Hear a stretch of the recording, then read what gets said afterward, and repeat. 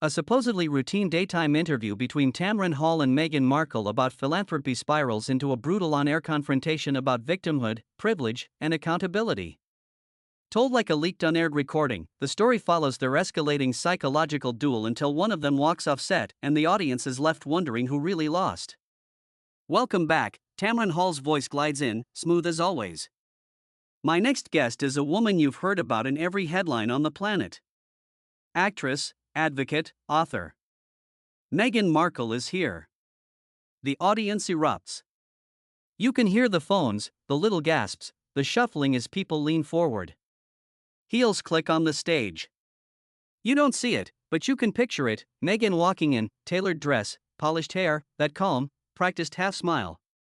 She hugs Tamron, air kiss, and settles into the chair opposite her. Meghan, Tamron says, warmth wrapped around steel. Thank you for being here. Thank you for having me, Meghan replies. Her voice is soft, but there's a tightness underneath, like a violin string pulled just a little too far. Tamron starts gently. She always does. It's been quite a year for you. New projects, new headlines, a lot of conversation. Before we dive into your foundation and your work, how are you and Harry? Really? Studio laughter, a few soft ahs. It's the kind of question everyone wants answered but pretends is small talk. Meghan gives a short laugh that doesn't quite reach her eyes. We're thriving, she says. Honestly. I just find it exhausting how entitled people feel to dissect my personal life. Maybe if they focused on their own relationships, they'd be happier. The audience laughs, but it's uneven this time. A couple of claps. A cough. Someone shifts in their seat. You can almost hear the control room lean closer to the monitors. Tamron doesn't flinch. I understand that, she replies. Though some might say that when you share so much publicly, that curiosity is a natural result. Meghan crosses one leg over the other. You can hear the faint brush of fabric. I don't see it as sharing, she says, her tone already firm. I see it as correcting lies.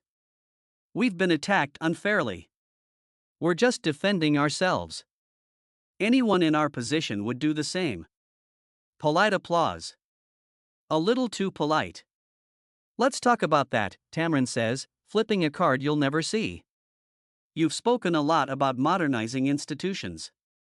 Do you believe the monarchy failed to modernize, or failed you? There's a tiny pause. On the raw audio, half a second of silence is a lifetime. Completely, Meghan answers. No hesitation. It's a system built on outdated ideals. I tried to bring progress, compassion, diversity, and they weren't ready. The problem wasn't me. It was the institution. Always. You hear a collective intake of breath, the sound of an audience tasting danger for the first time. They came for a gentle reveal. They're getting a blade. That's a strong statement, Tamron says, voice calm, almost soothing. It's an honest one, Meghan counters. People don't like honesty. They prefer fairy tales. I just stopped playing along. The applause is weaker now, scattered. Someone whistles. Someone else clears their throat. There's a tiny chair creak as Tamron leans forward. Inside the control room, someone mutters, okay, she's going there. Someone else whispers, stay on cam too. Do not cut away from her face. Tamron shifts gears. Before royalty, you had a successful acting career. A lot of people fell in love with you there. Do you ever miss it? Meghan laughs again, a soft exhale with an edge. Acting? No. I've outgrown that. I'm doing work that actually matters now. It's fulfilling to do something real. The word hangs between them like smoke. I imagine some of your fans from that time might feel differently, Tamron says lightly. Do you think that earlier visibility helped you build your current platform? Not at all, Meghan snaps, quicker this time. My platform is built on who I am, not some TV show I did years ago. That's irrelevant now. There it is. The first crack in the charm. A low murmur floats across the studio. Tamron smiles, but it's tighter. Well, she says, our viewers may have their own thoughts on that. Applause, but this time it sounds like a question, not a celebration. Tamron lets the noise die down. When she speaks again, her tone is softer, slower. I'd like to touch on something more personal. Your relationship with the late Queen was often described as cordial, even warm. How would you characterize it now? For a moment, Meghan's voice changes. Softer. Almost tender. I respected her, she says. Truly. But respect only goes so far when an entire institution refuses to do the right thing. People like to pretend our relationship was special. It wasn't. She could have done more. She didn't. The gasps this time are louder. Even in an American studio, criticizing a dead queen has weight. Some might say that's harsh, Tamron replies gently. Especially given the affection the public thought they saw between you. With all due respect, Meghan bites back, you weren't there. It's easy to speculate from the outside. Tamron's lips press together, just for a second. You hear the faintest rustle of her blouse as she straightens her shoulders. I understand I wasn't, she says. But you've shared your version publicly many times. When someone shares their story, it becomes part of a larger conversation. Meghan scoffs quietly. It's small, but the mic picks it up perfectly. Ah, the conversation. The media's favorite word. Maybe it's time journalists stop pretending they're analysts and just listen. The air thickens. In the control room, someone whispers, there it is. Another voice, go wide. Audience. Get their faces. Tamron gives a small, controlled laugh. Well, I wouldn't say we're analysts, she answers. But we do ask questions. Gatekeepers? Maybe not. Questioners? Yes. Meghan leans in. You can hear the chairs shift. No, Tamron. What journalists do is dissect. Manipulate. Twist words into headlines. I've lived it. I've been vilified by people like you who hide behind the word questions. The audience stirs. Uneasy. Some clap. Some don't. I'm sorry you feel that way, Tamron says quietly. I'd like to think this conversation is about clarity. Not vilification. Clarity? Meghan laughs, brittle now. Let's not act like this isn't about entertainment. You asked me here for ratings and now you're surprised I don't play nice. The gasps are back. Louder, bolder. People came for tea, they're getting scalded. Tamron's voice cools a degree. Just one. Meghan, I invited you here because you have a message. But the responsibility for how that message is received, at least partly, belongs to you. A beat. Meghan crosses her legs again, sharper this time. I don't need a lecture on responsibility from someone who profits off controversy. I'm here to talk about my foundation, not be psychoanalyzed on daytime TV. And yet, Tamron replies, almost softly, here we are. The audience laughs, the kind of laugh that hurts a little. That's the first turning point. The moment you realize this isn't headed back to safe territory. That the smiles are not going to save them. The show cuts to commercial on TV. On this recording, it doesn't. You hear the theme music swell, then drop out. Audience chatter buzzes like a hive. A crew member hisses, are we okay? Someone else answers, they're both adults. Let it roll. There's a rustle of clothing, a whispered something you can't quite catch from Meghan, the quiet clack of Tamron's pen on the desk. Then, we're back, Tamron says, her voice restored to its usual calm. But if you've been listening closely, you can hear it, there's a fracture underneath. We're here with Meghan Markle, she continues. Talking about her journey, her work, and her truth. Meghan repeats it, a hint of mockery in her tone. My truth. Yes, because for years, other people tried to tell their version of my life. I think it's time people started listening to me. And many have, Tamron says. Through interviews, your book, your documentary. But some viewers wonder, if you've told your truth so many times, why do you still feel unheard? The question lands like a dropped glass. I don't feel unheard, Meghan says. Flat now. I feel misrepresented. And that's not on me. That's on a media culture obsessed with distorting strong women who speak up. Tamron lets that sit for a heartbeat. But don't you think, she says, that at some point, repetition can start to sound less like healing and more like justification? Excuse me? Meghan's voice is low, dangerous. You've spoken about moving forward, Tamron explains, still even. Yet much of what we see publicly circles the same pain, the same institution, the same comparisons. Some people wonder if that's really moving forward, or staying in the moment you say almost destroyed you. The audience reacts, but softer this time. They're not sure who they're supposed to be clapping for anymore. Meghan exhales sharply. People are uncomfortable with women who own their trauma, she says. It's easier to tell us to move on than admit society failed us. Perhaps, Tamron concedes. Or perhaps people just want to see what healing looks like. Silence.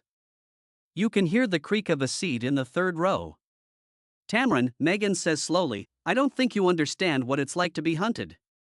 To have strangers dissect your every breath. To be turned into a spectacle. There's a tiny pause. You can almost feel Tamron deciding how honest she wants to be. I might understand more than you think, she says finally. Being a black woman in media comes with its own microscope. For a flicker of a second, something shifts. An opening. A bridge. Then it closes. Well, Meghan answers, sugar over steel, I suppose that's true, for some. But you chose this. I didn't choose what happened to me. In the control room, someone whispers, oh no. On the floor, the audience goes very still. No one chooses cruelty, Tamron says, her voice quieter now. But how we respond to it, that's a choice. Soft applause. Relieved, nervous. See? Meghan's voice rises just a little. This is what always happens. I sit down for a thoughtful conversation and it turns into another interrogation dressed up as concern. You smile when you ask, so you think it's kind. It's not. My goal isn't to interrogate you, Tamron says. It's to understand. But you keep turning every question into a confrontation. Because that's what this is, Meghan snaps. You're no different from the tabloids. At least they're honest about being invasive. The audience gasps. Someone says wow under their breath. Tamron inhales through her nose. When she speaks, her voice has lost some of its softness, traded in for something firmer. I've spent decades in journalism. I ask hard questions of everyone who sits in that chair. Presidents. Activists. Survivors. It's not an attack. It's accountability. Accountability, Meghan repeats, almost mocking. You people love that word. It's just code for we're going to tear you down politely. If being asked questions tears someone down, Tamron answers, maybe the foundation wasn't as strong as they believed. This time the applause is loud. Not polite. Not unsure. Loud.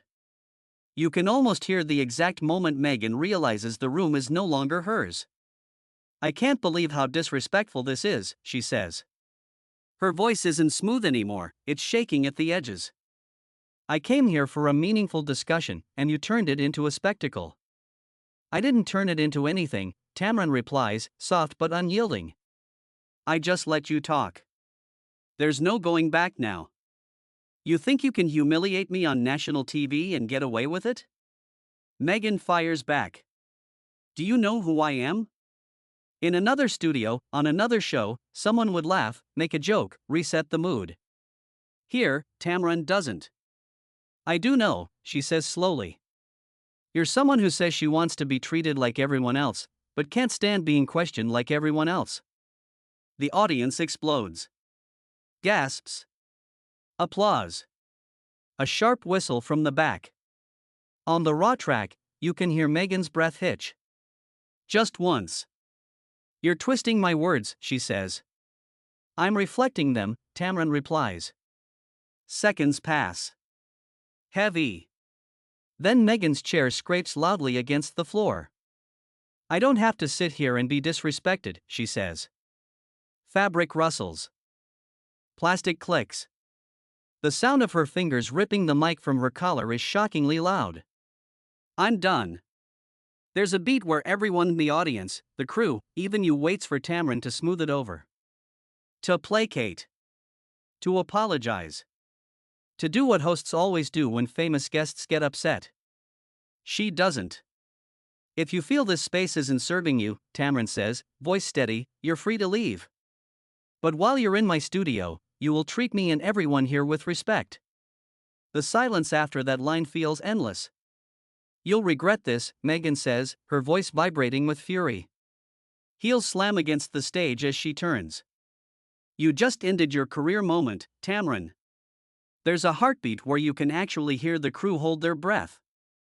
Then Tamron answers, clear, controlled, the final cut in a conversation full of them. No, Meghan, she says. You just showed people exactly who you are. The audience erupts. Applause, shouts, the wild sound of people realizing they've just witnessed something that was never supposed to happen in public. The doors at the edge of the studio burst open. The echo of Meghan's footsteps fades down the hall. Somewhere, a producer swears softly. Someone else whispers, we're dead. We're all dead. On stage, Tamron doesn't move for a long second. Then you hear her inhale. Slow. Deliberate. When she speaks again, the TV version would have cut to credits.